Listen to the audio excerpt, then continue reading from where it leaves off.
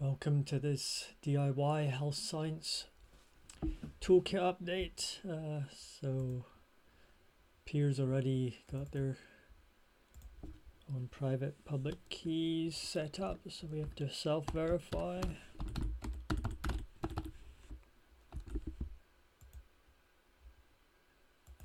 given we're still on the test data network, verify our token.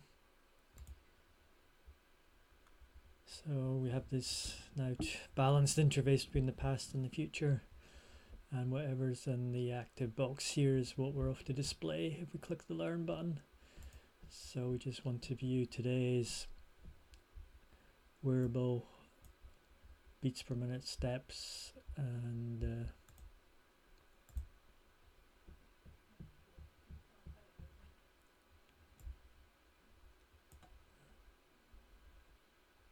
so we can then use the buttons to go back one step in time.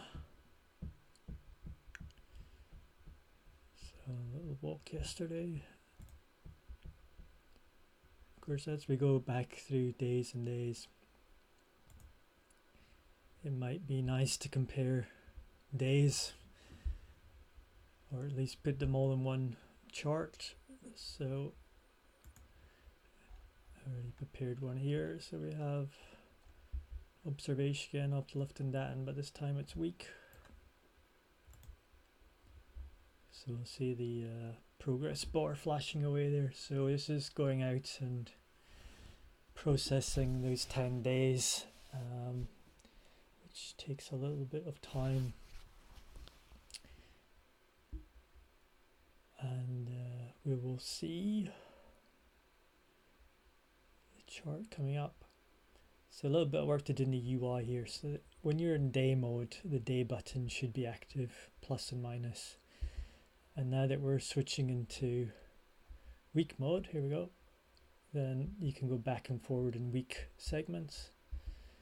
So a little bit more scrunched up, but yeah, and you can see the day patterns. And I'm currently injured, so I'm not doing so much exercise, but did manage a longer walk. Let's see if we can go back a week. So this is 23rd to the 30th.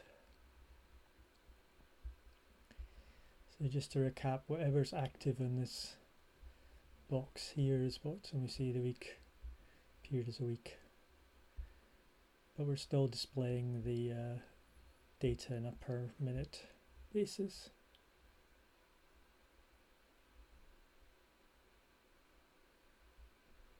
So one of the great things or promises of shifting to the safe network for our data layer is, as we see the new data come up for the 16th to the 24th, we had to sequentially wait for each day to come in and be processed, whereas the promise from the network is that you could get all 7 days coming in at the same time, and thus we don't have this lag.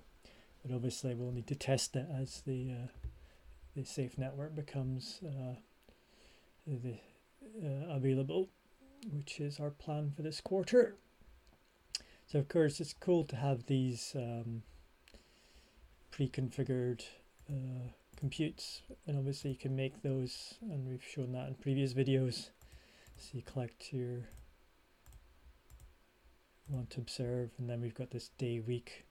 You can select a month. I have selected a year.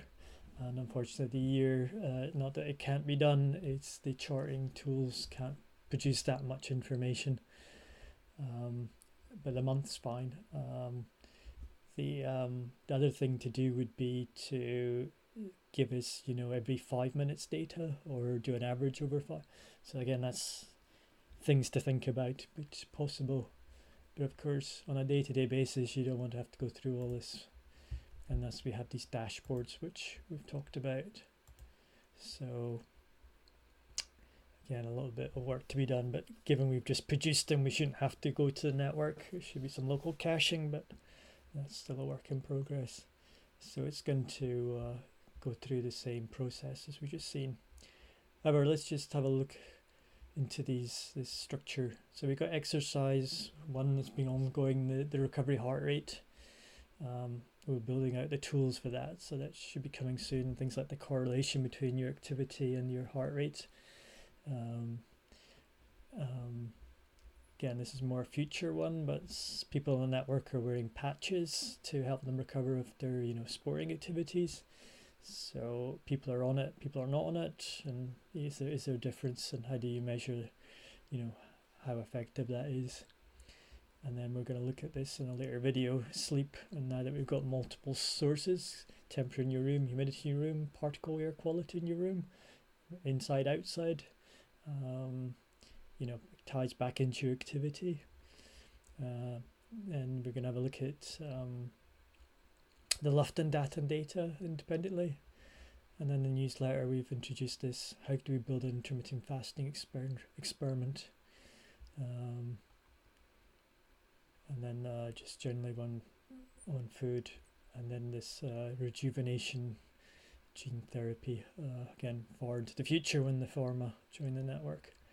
But there is clinical trials coming out for this, I think in 2020, so not that far-fetched. And then we have this AI utility that should look over all your experiments to help manage the user experience. So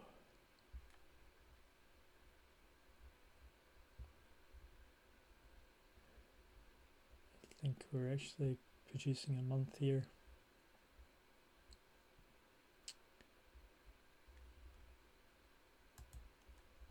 So here we have the daily view, and actually I've put up a month view. So again, we need to work on the charts now, especially this level of volume of data. So there should be buttons to zoom it out, which is all possible, which would give you the full size of the screen, and then maybe actually segmenting it, on a week basis. So the whole month's there, but you can then just tab along or shift along and get more detailed view. But again, even at this level, you can see there's a constant type of resting heart rate, and obviously the maximums. Anyway, it's just showing that you can build these dashboards. Okay, that's it for this one.